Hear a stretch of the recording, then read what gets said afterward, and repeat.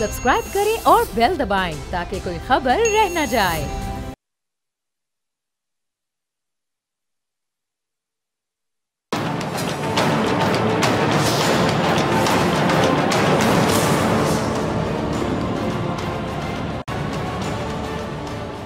अस्सलाम वालेकुम, मैं हूं डॉक्टर फ़िज़ा खान और मैं हूं पाकिस्तान में दुनिया की 40% नुमाइंदगी रखने वाले 4 एटमी मुल्कों समेत खित्ते के अहम ममालिक की बड़ी बैठक अपने इख्तिताम को पहुंच चुकी है। सरसब्ज़ इस्लामाबाद से तकरीबन सारे मेहमान पाकिस्तान की रिवायती मेहमान नवाजी और मुलाकातों की खुशगवार यादें लिए अपने मुल्कों की जानिब उड़ाने भर चुके हैं। आज होने वाली कॉन्फ्रेंस में सबकी नज़रें मेज़बान पाकिस्तान के वज़ीर आज़म शहबाज शरीफ और वाहगा पार से बरसों बाद आने वाले मेहमान वज़ीर ख़ारिजा जयशंकर की तकरीर पर हैं। अपने खिताब में वज़ीर आज़म पाकिस्तान ने मुल्क के सबसे बड़े मसले के हवाले से वाज़े तौर पर मौक़िफ़ लिया कि आलमी बिरादरी को अफ़गान सरजमीन का दहशतगर्दी के लिए इस्तेमाल रोकना होगा, जिसके जवाब में भारतीय वज़ीर ख़ारिजा ने 2 अहम बातें की। एक ये कि पाकिस्तान को SCO की सदारत के लिए भारत ने अपनी मुकम्मल हिमायत फराहम की, और दूसरी ये कि तरक्की और इस्तेहकाम का दारोमदार अमन पर है। अमन का मतलब दहशतगर्दी, इंतहा पसंदी और अलहदगी पसंदी के खिलाफ सख्त रवैया इख्तियार करना है। सरहद पर दहशतगर्दी, इंतहा पसंदी, अलहदगी पसंदी जैसी सरगर्मियां जारी रहेंगी तो तिजारत और अवामी सतह पर राब्तों का फ़रोग मुश्किल हो जाएगा। कॉन्फ्रेंस के इख्तिताम पर मुश्तरका एलामिया भी जारी हुआ, जिसमें रुकन ममालिक के दरमियान मसावात, बाहमी मफाद, अदम मुदाखलत पर मबनी ताल्लुकात के साथ साथ एक दूसरे की आज़ादी, खुद मुख्तारी के एहतराम और इलाकाई सालमियत के अज़म का इआदा किया गया। एलामिया में फ़ोरम ने यकतरफ़ा तिजारती पाबंदियाँ लगाए जाने की मुखालिफत की और कहा कि यकतरफ़ा पाबंदियाँ वर्ल्ड ट्रेड ऑर्गेनाइजेशन के कवानीन के खिलाफ हैं। इस सारे तनाजुर में लगभग इतने सालों के बाद पाकिस्तान में एक आलमी सतह की कॉन्फ्रेंस का कामयाब और शानदार इनकाद, 8 बरसों बाद नई दिल्ली से किसी अहम शख्सियत की आमद, मुस्कुराहटों का तबादला, मसाफा, बॉडी लैंग्वेज और जयशंकर साहब का खिताब क्या मैसेज, क्या पैगाम दे गया। SCO की सदारत के लिए पाकिस्तान को सपोर्ट किया जाना क्या मुस्तकबिल में किसी इम्कान का इजहार है? तो फिर सरहद पार दहशतगर्दी के खात्मे को तिजारत और राब्ते से मशरूत करना क्या है? क्या भारतीय वज़ीर ख़ारिजा ने साबिक वज़ीर आज़म नवाज शरीफ साहब को मुखातिब किया है, जिन्होंने गुज़िश्ता दिनों भारतीय सहाफ़ी को दिए गए इंटरव्यू में कहा था कि उन्हें शंघाई कॉन्फ्रेंस में पाक भारत ताल्लुकात में बेहतरी का मौका नज़र आ रहा है, और ये कि वो हमेशा से भारत से अच्छे ताल्लुकात के हामी रहे हैं। यहाँ ये सवाल भी बड़ा अहम है कि कॉन्फ्रेंस में पाकिस्तान की जानिब से दहशतगर्दी के लिए अफ़गान सरजमीन और भारत की जानिब से सरहद पार दहशतगर्दी के अल्फाज के इस्तेमाल के बाद क्या किसी ब्रेक थ्रू की उम्मीद रहती है? सीधे सादे अल्फाज में जयशंकर साहब का पाकिस्तान में क़याम दोनों ममालिक के दरमियान जमी बर्फ़ को पिघलाने का आगाज़ बन सकता है। इस सवालों से जुड़े दीगर अहम सवालों के लिए मेरे साथ आज प्रोग्राम में मौजूद है बैनुल-अक़वामी अमूर पर गहरी नज़र रखने वाले तज्ज़ियाकार साबिक सफ़ीर ज़फ़र हिलाली साहब। बहुत शुक्रिया ज्वाइन करने के लिए, वक्त देने के लिए। हिलाली साहब, कामयाब ये कॉन्फ्रेंस हुई, आलमी कॉन्फ्रेंस, और इतने बरसों के बाद इसका इनकाद कैसे देखते हैं? देखिए, क्या कामयाबी हुई है, बड़ी अच्छी बात है कि कॉन्फ्रेंस हुई है और on the face of it everything went smoothly. अच्छी बात है, हम शुक्र करते हैं कि ये अच्छा हुआ, और जिन्होंने कोऑपरेट किया उनकी हम शुक्र करते हैं। मगर मैं समझता हूँ कि ये थोड़ा सा ये कहना कि ये कॉन्फ्रेंस का फैक्ट दैट ये कॉन्फ्रेंस हुआ है ये एक बहुत बड़ा फतह है पाकिस्तान के लिए। नॉट सो, हमारी बारी थी इस कॉन्फ्रेंस को होस्ट करने के लिए, जैसे रूस की बारी है अगले साल उनको ये कॉन्फ्रेंस होस्ट करने के लिए, तो हमने अपना बारी पूरा किया।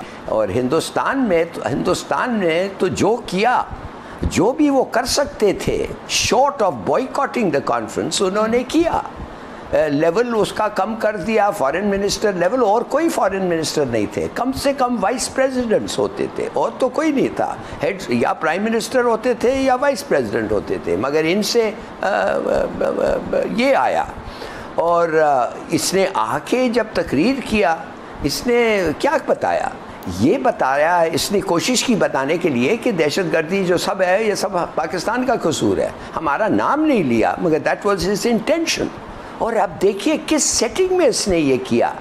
आज तक मेरे ख्याल में, इन माय एक्सपीरियंस, कोई मुल्क का सफ़ीर एक्चुअली एक्सपेल नहीं हुआ है, ये निकाला नहीं गया एक मुल्क से ऑन द चार्ज कि उसने एक उनका सिटीज़न के ख़िलाफ़ असैसिनेशन अटेम्प्ट में हिस्सा था।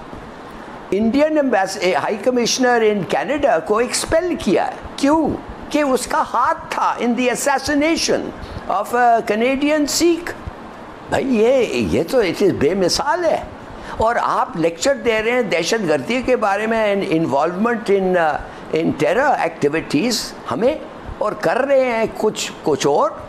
टीटीपी का आप देख नहीं सकते कि क्या इनका लिंक्स है टीटीपी के साथ? कितना इनको हथियार दे रहे, वो हथियार के पैसे दे रहे हैं कि वो आर्म्स डंप्स में जो इन अफ़गानिस्तान में उनसे वो आर्म्स ले रहे हैं, और ट्रेनिंग और सब चीज़ उधर हो रहा है, और फिर अटैक कर रहे हैं और पैसे भी ले रहे हैं हिंदुस्तान से। ये छुपा हुआ बात तो नहीं है। हमने एविडेंस सबमिट किया है यूनाइटेड नेशंस को। तो देखिए, ये कहना कि ये कुछ हो गया, कि ये आया था, और फिर सोचिए तो सही, ये किसका गवर्नमेंट का फॉरेन मिनिस्टर है? मोदी का। मोदी क्या है? एक बिगट, माने कि उसके खिलाफ किसको नहीं पता है दुनिया में, किस मुल्क में नहीं कहा है कि बड़ी अफसोस सी बात है जो मुसलमानों और दलित और ईसाइयों के साथ जो हो रहा है हिंदुस्तान में। तो माफ़ करिए, मेरे ख़्याल में हमें ज़्यादा ये नहीं, खुश नहीं होना चाहिए कि ये आ गया। मैं तो कहता हूँ कि अफसोस से कहना पड़ता है कि SCO में हिंदुस्तान का presence is always going to be a factor that militates against Pakistan's interest. हमारे इंटरेस्ट के खिलाफ आप मेरे से शर्त लगा लें कि यही हिंदुस्तान करता रहेगा। तो मैं माफ़ करिए, मैं ये जो दूसरे लोग कहते हैं बड़ी अच्छी बात है, बड़ा अच्छा सिग्नल, नॉट एट ऑल। अगर मोदी आता तो शायद बेहतर होता।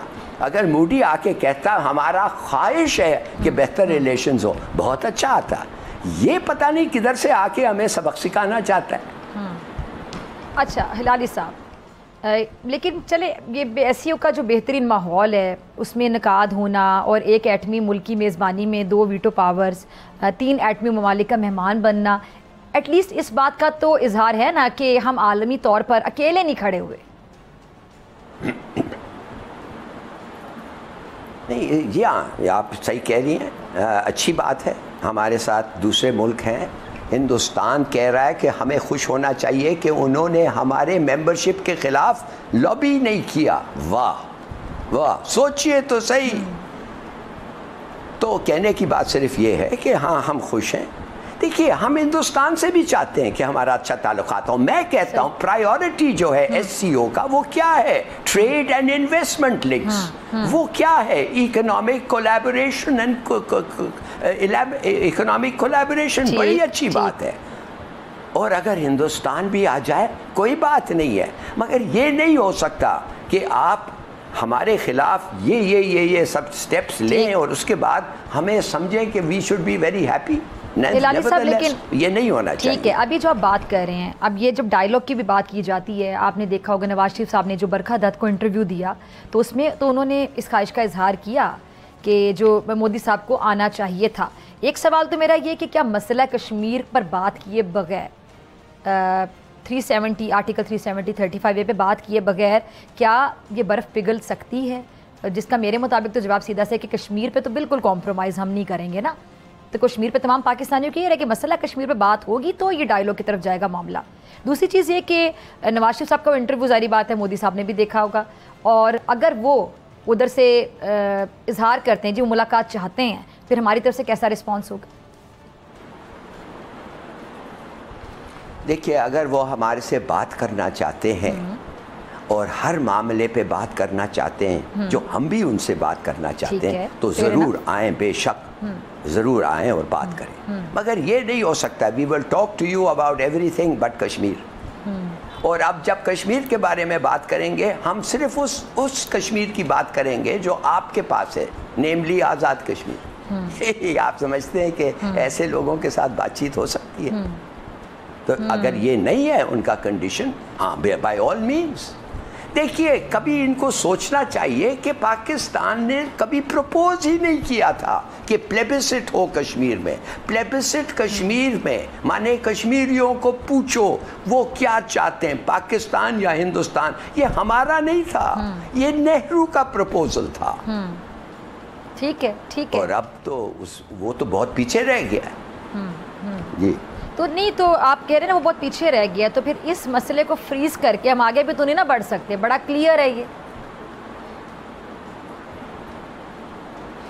देखिए, इस मसले को फ्रीज नहीं करके, इस मसले को जो कश्मीरियों के साथ हो रहा है, जिस किस्म के टॉर्चर उनको बर्दाश्त करना पड़ा, और यही इनके हाथ पे, ये आदमी जो पॉपुलेशन डेमोग्राफिक चेंज ला रहा है कश्मीर के मेकअप में, जो चाह रहा है कि बाहर से ये हिंदू गुंडे आके उधर सेटल हों और कश्मीरी प्रॉपर्टी ले, ये ले, और आखिर वो वोटिंग लिस्ट ऐसी बनाएं कि जब एक दिन वोट लेना होगा तो पता चलेगा कि कश्मीर का पॉपुलेशन कम्प्लेक्शन है टोटली चेंज, हिंदू ज़्यादा हो गए, वैली में भी हिंदू ज़्यादा हो गए निस्बतन पहले माने अब। तो अगर ये उनका इरादा है कि पॉपुलेशन चेंज करके ये करें, तो आई एम सॉरी, ये that is not the spirit in which you want to engage negotiations. आखिर अगर आप सोचिए मुशर्रफ क्या कह रहा था, हालांकि हमारे लोग मुशर्रफ के बहुत ख़िलाफ़ हो गए थे, वो क्या कह रहा था? वो कह रहा था यार 15-20 साल के लिए आप जिधर हैं टिके रहें, हम जिधर हैं हम टिके रहेंगे, हम अपनी फोर्सेस नहीं लाएंगे, कश्मीरियों को कश्मीर चलाने दें, जैसे वो चाहते हैं चलाने दें, जिसके लिए वो इलेक्ट करते करने दें। इसका मतलब फ़िलहाल नहीं है कि आप अपना हिस्सा छोड़ें और हम जो हमारा इलाका छोड़ें, चले 15-20 साल और देखें फिर क्या होता है। अच्छा, ये जो कॉन्फ्रेंस में जी इसने तो कहा है जो जी हिलारी साहब, मुझे लगा आपकी बात मुकम्मल होगी, आप कंप्लीट कीजिए प्लीज़। नहीं, बस यही है, तो उन्होंने कहा जो हमारा हिस्सा है वो हमारा है और जो तुम्हारा हिस्सा है वो भी हमारा है। इनके साथ क्या आपने बात करनी? Very unfair. देखिए, ये जो एससीओ के बारे में आप बात कर रही हैं, इफ़ आई में आपकी इजाज़त से मैं ये कहूँ कि ये बड़ा एम्बिशियस ऑर्गेनाइजेशन है, इसको सेक्रेटेरिएट को रिवैम्प करना होगा, बहुत चेंजेस लाने पड़ेंगे। ट्रेड एंड इन्वेस्टमेंट लिंक्स के लिए अगर आप ईयू के तरह इसको बनाना चाहते हैं 101 स्टेप्स लेना पड़ेंगे, और अगर आप एक एससीओ डेवलपमेंट बैंक लगाना चाहते हैं तो किधर से आएगा पैसे, और बहुत पैसे डालना चाहेंगे, नहीं तो IMF will always be much more important। ठीक, तो सिर्फ और सिर्फ मैं आपसे ये कहना चाहता हूँ कि ये एक अभी शुरू हुआ है, इंशाल्लाह ये चलेगा, बढ़ेगा, और वही चीज़ें होंगी जो सब लोग चाहते हैं, मगर this is a long shot. इस वक्त जो हमारे पास इस वक्त जो अपॉर्चुनिटी है वो सीपेक है। सीपेक का तो नाम और निशान नहीं है इधर। अच्छा हिलारी साहब, मैं कहता हूँ दी एक्चुअल थिंग जो आपको तोहफा मिला है, ये खुदा की कुदरत है, आपको तोहफा मिला। एक तो you are next to China, क्या क्या आप नहीं कर सकते, the biggest market in the world, hyper power to be, और economically already the most prosperous nation on earth. मैंने ये सब चीज़ पे आप इस पे तो तवज्जो दें, वो क्या किया है? अच्छा हिलारी साहब, किधर है वो फैक्ट्रीज जो हमने कहा था बनेंगे? जी अच्छा हिलारी साहब, ये कॉन्फ्रेंस में जयशंकर साहब की बॉडी लैंग्वेज थी और बड़ी एक मुख्तलिफ सी मुस्कुराहट, उसको आपने कैसे समझा? आप कैसे एनालिसिस उस पर देंगे, क्या एनालाइज करेंगे? क्योंकि आपको याद होगा 2023 में 2023 में जब बिलावल साहब नई दिल्ली गए थे, तो उस वक्त जब दोनों के दरमियान मुसाफा होना था वो नहीं हुआ था। जयशंकर साहब ने, आपको याद होगा, दूर से हाथ जोड़कर वो प्रणाम कर लिया था। तो अब ये इस बॉडी लैंग्वेज को आप कैसे देखते हैं, और जो भी उन्होंने तकरीर की उसमें हमारे लिए क्या मैसेज था? एक इम्कान था कि कोई उम्मीद थी, या कोई सख्त मुतालिबा आपको समझ आया? हमारे लिए मैसेज ये था कि पाकिस्तान को माफ़ करिए, और वो सही कह रहा है, मुसलमानों ने नहीं बनाया, पाकिस्तान को तो हिंदुओं ने बनाया। पाकिस्तान में अगर पाकिस्तानी और मुसलमान जो उस वक्त थे, अगर उस वक्त वो सोचते कि हिंदू के साथ हम रह सकते हैं तो पाकिस्तान कभी नहीं बनता। मगर मूडी, RSS, जना संघ, ये हिंदू लोफर्स, इन्होंने बहाया कि हम तुम्हें छोड़ेंगे नहीं, 700 साल तुमने हुकूमत की है, अब हमारी बारी आ रही है, अब देखो हम क्या करते हैं तुम्हारे साथ। आप समझते हैं मेरे वाले साहब जिनके पास 28 घर थे वो ऐसे ही छोड़ के आ गए पाकिस्तान? 28 घर को छोड़ के आ गए, और ख़ास तौर बेंगलोर में, साउथ इंडिया में जो इतना हिंदू मुस्लिम का वो चक्कर नहीं था। क्यों किया उन्होंने? इसलिए उन्होंने देख रहे थे, वो देख रहे थे ये मूडी का इंडिया बनेगा, और अब जो हो रहा है मुसलमानों के साथ, सोच सकते हैं, नाम बदल रहे हैं, सलाम नहीं करते, अल्लाह का नाम नहीं लेते। अगर उनको नौकरी चाहिए तो for God sake let's get a grip. ये जो लोग हैं इस वक्त हिंदू जो इंडिया में है मूडी, ये हैं हमारे जानी दुश्मन। अगर ये फिर दोस्ती करना चाहते हैं तो बताएं थ्रू देयर एक्शंस कि हाँ हम अभी दोस्ती करना चाहते, हम कहते हैं आइए खुले आम से, वी विल रिसीव यू। मगर ये नहीं कि दुगलापन। आप क्यों नहीं उसने हाथ में लाया बिलावल के साथ? क्या वो बिलावल को नमस्ते करवाना चाहता था? अब भाई तुम यू आर द होस्ट, उसको तो सलाम वालेकुम करना था। There are 250 million Muslims in India जो सलाम करते हैं। दो कौमी नजरिया, टू नेशन थ्योरी वाला कॉन्सेप्ट। जी नहीं तो फिर आप यू आर द होस्ट। माफ करिए, अगर एक हिंदू मेरे घर पे आए और नमस्ते करे और मैं उसको इनविटेशन, मैं भी हाथ जोड़ के नमस्ते, कोई बरज नहीं है, क्योंकि मेजबान पे ज्यादा जिम्मेदारी होती है। एग्जैक्टली, मेहमान बिल्कुल मेहमान होता है तो मेजबान पे जिम्मेदारी होती है। ठीक है, चलिए सर, हमारी मेजबानी तो बेहतरीन रही ना, हमने तो बड़ा एक अच्छा जेस्चर दिया, हमारी मेजबानी में तो कोई कमी नहीं रही। हाँ हाँ, नहीं, नवाज शहबाज शरीफ ने बड़े अच्छी तरीके से उसे मिला, और ये नहीं कि उसका हाथ 1 मिनट मिला के फेंक दिया, जो शायद कोई और करता। शायद पता नहीं, अगर मैं उसे होता तो मैं 1 मिनट में हाथ में हाथ दूर रखता उससे। माने कि उसने हमें क्या ऑनर किया है बाय कमिंग। तुमने तो डिवैल्यू कर दिया है तुम्हारा एक्ट। चलिए हिलारी साहब, और ये मजबूर, यू हैड टू एक्ट। ठीक, हिलारी साहब, अब इस सारी सूरत हाल में इस कॉन्फ्रेंस के दौरान जो पीटीआई ने एहतजाज करना था उससे रिलेटेड ज़रा मैं आपसे बात करूँ। आखिरी 2 से 3 मिनट है, आपके कमेंट में लेना चाहूँगी कि एहतजाज फिर उन्होंने मौखिर किया कि जी मेहमान हमारे यहाँ मौजूद हैं, तो वाकई मतलब अच्छा नहीं लगता। ये एक अच्छा इकदाम था पीटीआई की तरफ से, लेकिन अपने लीडर की हेल्थ को लेके, सेहत को लेके बहुत सीरियस कंसर्न्स हैं पार्टी के। कल बैरिस्टर अली ज़फ़र साहब मेरे साथ मौजूद थे प्रोग्राम में, तो वो कह रहे थे जी हम बहुत कंसर्न्ड हैं कि उनकी तबीयत कैसी है। वो कि यकीन दहानी करवा दी गई है कि तबीयत ठीक है, ख़राब नहीं है। तो इस पार्टी के जो अपने कंसर्न्स हैं अपने लीडर को लेके, उनको आप कैसे देखते हैं? और आगे फिर आप इमरान खान साहब का मुस्तकबिल क्या देखते हैं? किस किस्म के फ़ैसले मुतवक्के हैं? क्या होने जा रहा है? क्या आपका तज्जिया कहता है? देखिए, पहली बात तो ये है कि पीटीआई एक ऑपोजिशन पार्टी है जो दुनिया भर में जाके कह रही है कि हमारे साथ जो हुआ वो नाइंसाफ़ी है, और हमारे साथ जो हुआ वो बहुत ज़्यादती है। हमारे लोग मारे गए, गोली उन पे चली है, बहुत सारे इम्प्रिजन हैं, हमारे घरों पे रेड वेड हुआ है। तो वो पूरी दुनिया में जाके ये कहानी फैला रहे हैं। तो अगर आप समझते हैं जब उनको एक मौका मिलेगा पाकिस्तान में कि बाहर से लोग आ रहे हैं, बाहर से ये लोग आ रहे हैं, कोई भी उनका वजह हो, मगर उनको भी हम ये सुना सकते हैं ये जो हमारा दंदोरा है, तो फिर why do you blame them? उनका क्या, वो तो कोशिश करेंगे कि उनका मैसेज इनको पहुंचे।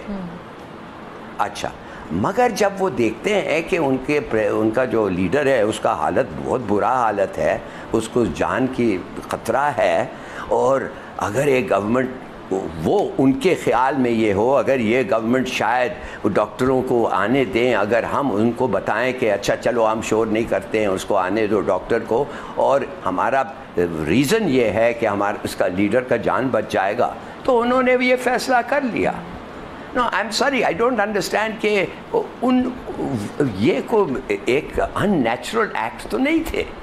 आप मुझे बताएं, अगर आपके कोई ऐसा रिलेशनशिप था between you and your leader, और अगर आपको कंसीड करना पड़ता कुछ चीज़ उसका जान बचाने के लिए, तो आप शायद करते, तो मेरे ख़्याल में लोग समझते, और मेरे ख्याल में आप समझें या नहीं मुझे नहीं पता, मगर दैट इज़ उनका ख्याल ये है।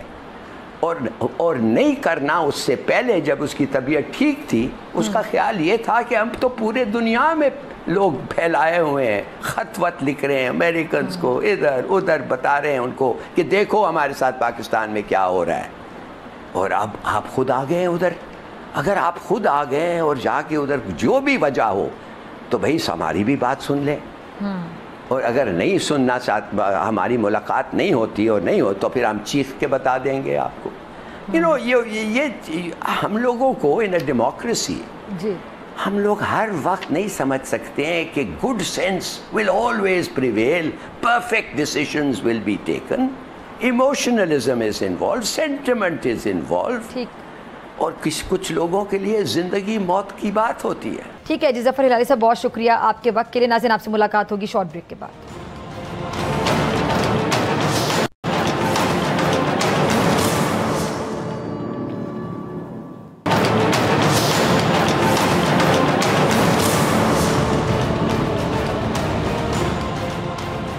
वेलकम बैक नाजरीन। गुज़िश्ता चंद दिनों से लाहौर और पंजाब में एक हिजान बरपा रहा है। बताया गया है कि एक निजी कॉलेज में सिक्योरिटी गार्ड ने तालिबा की इस्मत दरी की है और ये इतला सोशल मीडिया पर आई और फिर जंगल की आग की तरह फैलती चली गई। अच्छा, नौजवान मुश्तिल होकर क्लासों से बाहर निकल आए और मुजाहिरे शुरू हो गए। दर्जनों तलबा तालिबात जो हैं सैकड़ों और सैकड़ों हज़ारों में होकर कॉलेज के सामने पहुँचे, फिर मुजाहिरे हुए, तोड़फोड़ की गई। कॉलेज के सिक्योरिटी गार्डों की तरफ से भी ताकत का इस्तेमाल किया गया और 20 से ज़्यादा जो तालिब इल्म हैं वो ज़ख्मी भी हुए, जिसके बाद ज़ख्मी तलबा की जो तस्वीरें हैं सोशल मीडिया पर आग की तरह फैल गई और रही सही कसर हम कह सकते हैं कि लाइक समेटने के चक्कर में यूट्यूबर्स ने पूरी कर दी। नतीजा ये निकला कि जी एहतजाज का दायरा लाहौर से निकलकर आसपास के शहरों में भी पहुंच गया। पुलिस लाख कहती रही कि खबर झूठी है, वाक़या का कोई सबूत नहीं है, कोई कंप्लेनर नहीं है, एहतजाज था, कंप्लेनर कोई था नहीं और एहतजाज ऐसा कि ख़त्म होने का नाम नहीं ले रहा था। अच्छा, वज़ीर आला पंजाब मरियम नवाज़ साहिबा ने एक इंक्वायरी कमेटी भी बनाई, लेकिन जो तलबा हैं उनका गुस्सा ख़त्म नहीं हुआ। बिलाखिर आज वज़ीर आला पंजाब ने न्यूज़ कॉन्फ्रेंस की और उस बच्ची को भी साथ बिठाया जिसे इस मुहिम ने विक्टिम बना डाला था। ये सब कुछ क्या था? सोशल मीडिया का ये भयानक किरदार जो है कितना खौफनाक होकर सामने आया है, इस हवाले से जो असल सूरत हाल है वो जानने के लिए हमने रब्ता किया है। हमारे साथ मौजूद है लाहौर इलाके की ASP शहर बानो साहिबा। बहुत शुक्रिया आपका ज्वाइन करने के लिए, वक्त देने के लिए। ये लाहौर में एक बड़े निजी कॉलेज की ब्रांच में ये जो एक लड़की के साथ ये मुबैना ज़ाती का वाक़या सोशल मीडिया पर रिपोर्ट हुआ, फिर बहुत ज़्यादा वायरल हो गया। फिर हमने देखा कि वायरल होने के बाद इतना ज़्यादा वायरल हुआ कि हज़ारों की तादाद में जो नौजवान है वो भी बाहर निकले हुए थे, तोड़फोड़ भी होती रही, तसादुम हुआ। लेकिन अब ये एक और कहानी का रुख सामने आ रहा है। क्या हुआ है ये शहर बानो साहिबा? जिस तरह आपने एक्सप्लेन किया है कि वाक़या जो वो मिस इन्फॉर्मेशन की बुनियाद पर स्प्रेड हुआ था, ये 15 की कॉल के थ्रू स्प्रेड नहीं हुआ, ये किसी एप्लीकेशन के थ्रू, दरख्वास्त के थ्रू स्प्रेड नहीं हुआ, ये किसी मीडिया हाउस की न्यूज़ के थ्रू स्प्रेड नहीं हुआ, ये सोशल मीडिया की पोस्ट के थ्रू स्प्रेड हुआ। सोशल मीडिया की पोस्ट जिसको वेरीफाई नहीं किया गया, ये स्प्रेड होता है डिफरेंट सोशल मीडिया के ऊपर और आहिस्ता आहिस्ता डिस्पाइट ये कि जो अथॉरिटीज़ हैं उन्होंने बात कही कि ये वाक़या जो है ये हुआ नहीं है, it's based on miss information, it कल्मिनेट्स into a law and order situation. अच्छा, वैसे अजीब सी बात है कि इस हवाले से कोई कंप्लेनर नहीं है, शवाहिद नहीं है, लेकिन एहतजाज है कि ख़त्म नहीं हो रहा। तो क्या ये सोशल मीडिया पर सोच समझ कर अनारकी फैलाने का कोई तजर्बा किया गया है? ये तो बात जो होगी वो असम्पशंस की बेस पे होगी। हर चीज़ जो होती है या जिसका जो प्रोपेगेट होती है, जिसका प्रोपेगेंडा या मिस इन्फॉर्मेशन होती है, उसकी बैकलैश होता है। ये आपने डिफरेंट ममालिक में भी देखा होगा, बेस्ड ऑन डिफरेंट इंफॉर्मेशन एक आगे से रिएक्शन जरूर आता है। तो रिएक्शन आया, law and order situation create हुई, लेकिन ये कह देना कि वो थम नहीं रही और एक लॉलेसनेस का शिकार हो गया मुल्क, तो ऐसी भी कोई बात नहीं है। प्रोटेस्ट हैव डिक्लाइंड और जो आपकी रिएक्शन है उसके अंदर डाइवर्जेंट ओपिनियंस हैं। बात ये की जा रही है कि अगर ये फैक्चुअल है तो विक्टिम किधर है, अगर ये फैक्चुअल है तो उसकी फैमिली किधर है।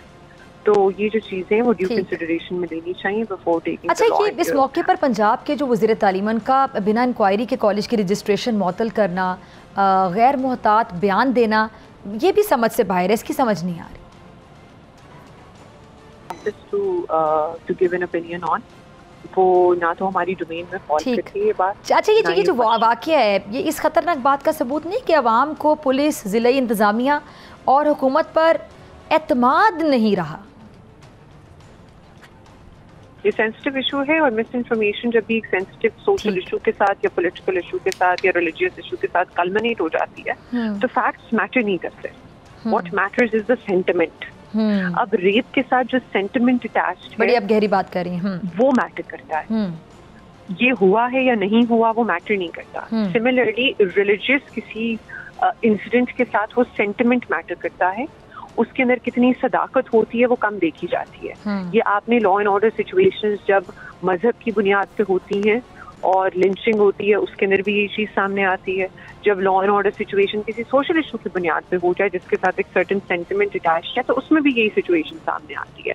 तो this has more to do with the sentiment of the people compare to. अच्छा, ये जरा बताइए कि इस वाक़ये सिर्फ सोशल मीडिया है, उसको रेगुलेट करने की बात तो अक्सर होती है लेकिन अमल नहीं होता, तो क्या ज़रूरत की पहले से ज़्यादा नहीं बढ़ गई कि रेगुलेट किया जाए? देखिए, regulation is too big of a word and it's a policy decision. It can be and should be made by the ones who are going to make the policy.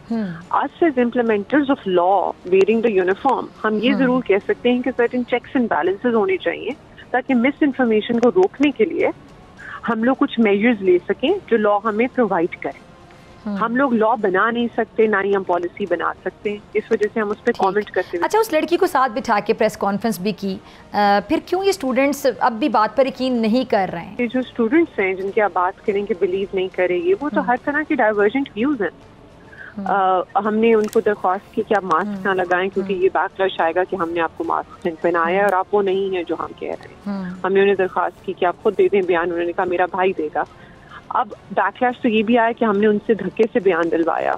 अगर हमने धक्के से बयान दिलवाना था तो हम मास्क भी रुकवा देते, हम उनसे बयान दिलवाते, उनके भाई से ना दिलवाते। तो ये सारी स्पेकुलेशंस हैं, ये चीज़ें मैटर नहीं करती। मैटर जो चीज़ करती है वो फैक्ट्स हैं। फैक्ट ये कि उसके वालिद साहब आए सामने, उन्होंने बात बताई। फैक्ट ये कि उन्होंने रिटन स्टेटमेंट दी। फैक्ट ये कि बच्ची ने रिटन स्टेटमेंट दी। फैक्ट ये कि उसका जो मेडिकल रिकॉर्ड है वो पड़ा हुआ है। फैक्ट ये कि वो उस अस्पताल में कभी गई नहीं जिसका जिक्र हो रहा है। फैक्ट ये है कि सीसीटीवी फुटेज जिसका जिक्र हो रहा है कि बच्ची नजर आती है वो किसी ने हमें फर्निश नहीं की। फैक्ट ये है कि जो सीसीटीवी फुटेज अभी हमारे पास है वो ओपन है पब्लिक स्क्रूटनी के लिए। तो फैक्ट्स तो ये फैक्ट ये है कि जो बच्चियां क्लेम करी, जिन्होंने इंसिडेंट होते हुए देखा, वो उस कैंपस की स्टूडेंट्स ही नहीं है, वो सिटी कैंपस की स्टूडेंट्स हैं। तो फैक्ट्स ये है, इनकी बात करें। स्पेकुलेशंस के ऊपर तो हम लोग ये बात भी की जा रही है शहबानो साहिबा के, ये कहा जा रहा है कि जो सीसीटीवी फुटेज थी वो बाकायदा गायब कर दी गई है। सारे वाक़ये के पीछे किसी पार्टी का हाथ भी है। आज मरीम नवाज साहबा ने अपनी जो प्रेस कॉन्फ्रेंस है उसमें कहा है कि पीटीआई इस वाक़ये को हवा दे रही है। सबसे पहला सवाल ये है कि टैंपर हुई है वीडियो या नहीं हुई। तो ये हम लोग सीसीटीवी फुटेज, ये हम लोगों ने बार बार कहा पब्लिक स्क्रूटनी के लिए अवेलेबल है, इसका फोरेंसिक्स होगा, आपको नजर आ जाएगी कि फुटेज टैंपर नहीं हुई। अच्छा, जहाँ तक दूसरा पार्ट है क्वेश्चन का, तो I think that is based on speculations. उसका जब एविडेंस सामने आएगा वो तो बात की बात है। That is for FIA to investigate, not for the Punjab police to investigate. ठीक है जी, शहबानो साहिबा बहुत शुक्रिया आपके कीमती वक्त के लिए। नाज़रीन, आपसे मुलाकात होगी ब्रेक के बाद।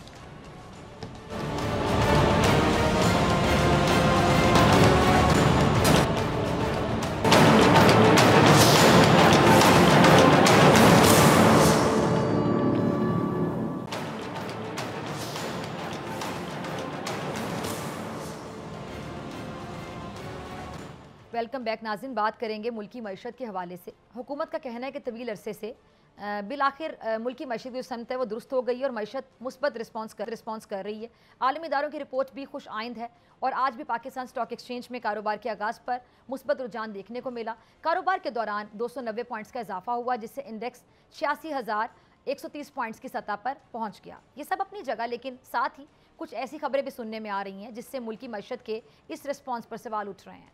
IMF ने हाल ही में एक रिपोर्ट में कहा है कि पाकिस्तान की कर्ज लौटाने की सलाहियत को अहम खतरात लाहक हैं।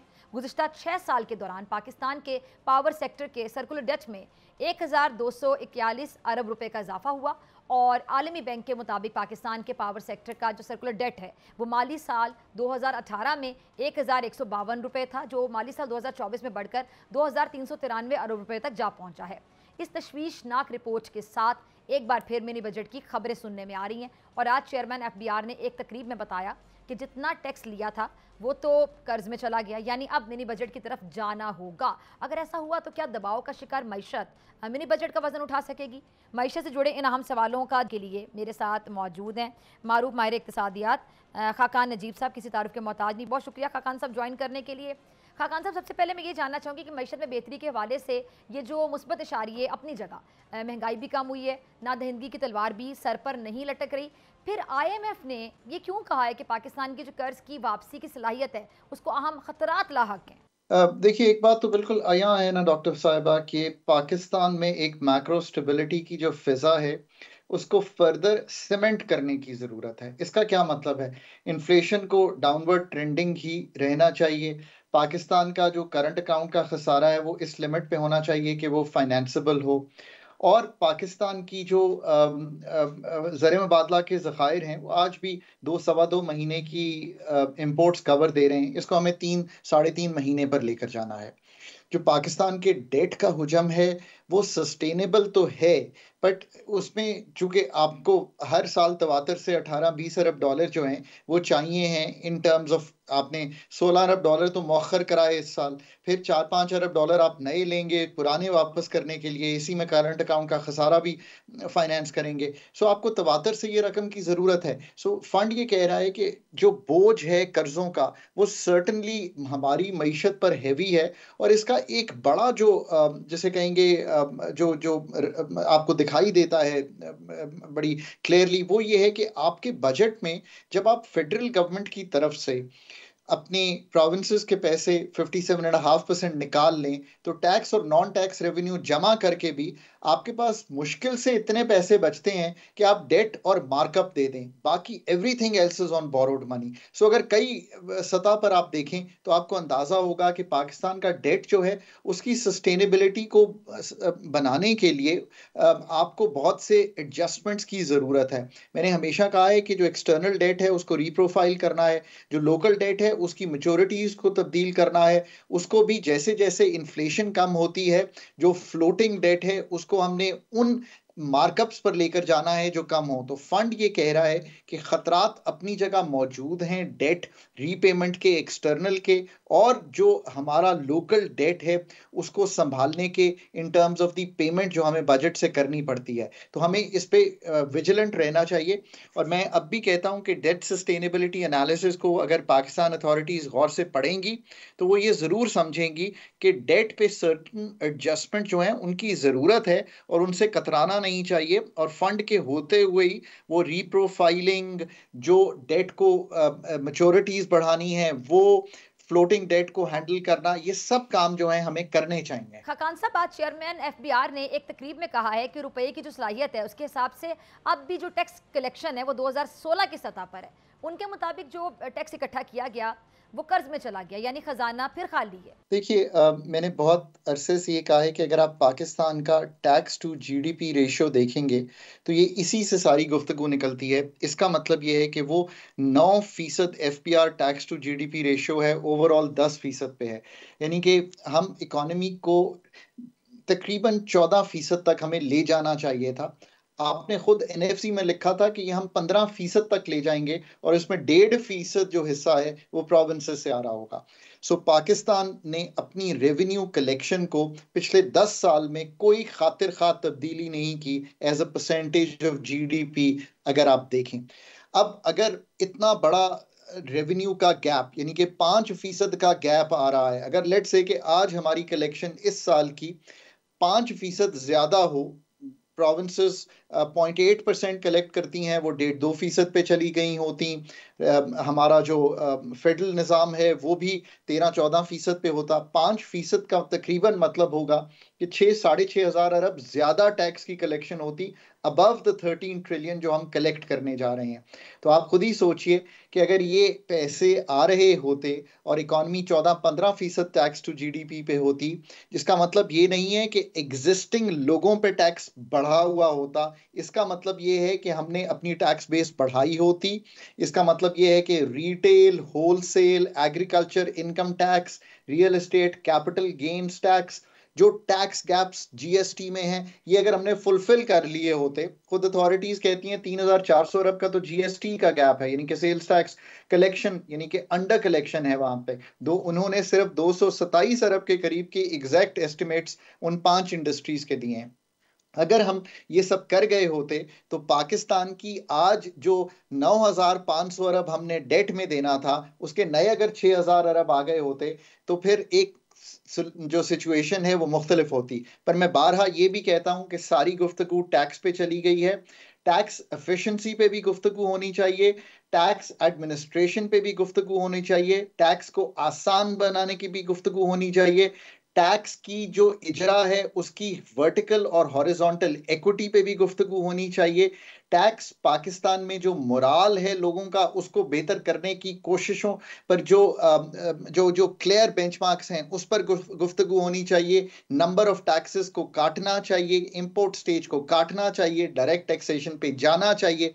सो ये सिर्फ ये गुफ्तगू नहीं है कि टैक्स टू जीडीपी कितना होना चाहिए, ये जो बाकी सारी tax for an growing economy जो है वो सारी गुफ्तगू तो कोई करता ही नहीं है पाकिस्तान में। ये चीज़ मैंने इसलिए सामने रखी है कि ये मौका है आपके लिए कि टैक्स एफिशिएंसी से लेके लोगों तक का जो टैक्स मोराल ठीक करना है वो ठीक कीजिए। और फिर of course FBR is a faceless organisation, digitalisation, बार बार लोग कहते हैं डिजिटाइजेशन होनी चाहिए, कोई चीज़ नहीं होती। Digitalisation, data mining, FBR capability, ये असल चीजें हैं और इनका आईएमएफ से कोई ताल्लुक नहीं है। मैं बार बार कहता हूं इनका ताल्लुक हमारी अपनी प्रोफेशनल एफिशिएंसी से है ये सारा काम करने के लिए। अच्छा, एक बार फिर ये जो मिनी बजट की बातें हो रही हैं, कहा जा रहा है कि टैक्स रेवेन्यू में जो शॉर्टफॉल की सूरत में 130 अरब रुपए के हंगामी टैक्स इकदाम तजवीज़ किए गए हैं, तो हमारी मईशत मिनी बजट को का जो बोझ है क्या वो उठा सकेगी? आम आदमी पर इसके क्या असरात मुरत्तब होंगे? सो डॉक्टर साहब, ये तो बात आपने खुद आईएमएफ को लिख कर दी है ना कि जो पाकिस्तान का इस वक्त हमने क्वार्टरली टारगेट तय किया है, पहले क्वार्टर का आई थिंक 2652 अरब का था गालिबन, अगर वो पूरा नहीं होता और 1% से मिस होता है तो पाकिस्तान कई जगहों पर नए टैक्सेस का इजरा पॉलिसी फ्रेमवर्क्स के थ्रू करेगा, इसलिए कि पाकिस्तान को जो क्वार्टरली इंडिकेटिव टारगेट हैं, ये अगर आप MEFP जाकर पढ़ेंगे तो आपको दिखाई देगा कि ये इंडिकेटिव टारगेट हैं क्वार्टर के जो तय हुए हैं। सो ये पूरा करने के लिए आपको जो गैप रह जाएगा उसके लिए नई जो टैक्सेशन है वो एडिशनल करनी पड़ेगी। मेरा ख्याल है ये अच्छी सूरत हाल नहीं है। आईएमएफ को भी अब सोचना चाहिए कि इस वक्त जो मैंने पहले बातें की हैं कि यानी कि ब्रॉडनिंग, इन्फोर्समेंट, एडमिनिस्ट्रेशन, डिजिटलाइजेशन, उससे जितना टैक्स कलेक्ट हो दैट इज फेयर डील, पर नए टैक्स पॉलिसी मेजर्स लेना इस वक्त एक इकोनॉमी को जो कि थोड़ा सा मैक्रो स्टेबिलिटी के बाद ग्रोथ की तरफ जानी चाहिए अच्छा नहीं होगा। दूसरी बात यह है कि आपने एक्सपेंडिचर साइड पर अगर नज़र डालेंगे तो आपको बहुत सी चीज़ें ऐसी दिखाई देंगी जिसमें आप कुछ काम कर सकते हैं, और अगर वो भी ना कर सके तो मैं तीसरी आपको एक चीज़ बताता हूं जो आप कर सकते हैं, और वो ये है कि आप प्रोविंसेस को कहें कि वो अपने एनुअल डेवलपमेंट बजट्स, वो अपने करंट एक्सपेंडिचर को कम कर दें। तो अगर कहीं 200-400 अरब कम होते हैं तो कुछ PSDP, कुछ प्रोविंसेस के पैसे डालकर, there are 5 governments in Pakistan, there are 5 independent fiscal policies that come into Pakistan. ठीक है जी, खाकान नजीर साहब बहुत शुक्रिया आपके वक्त के लिए। नाज़रीन, इसी के साथ मुझे दीजिए इजाज़त, आपसे मुलाकात होगी इंशाल्लाह कल सेम टाइम सेम चैनल। अगर ज़िंदगी ने वफा की दुआ में याद रखिएगा, अपना बहुत ख्याल रखिएगा। अल्लाह के बाद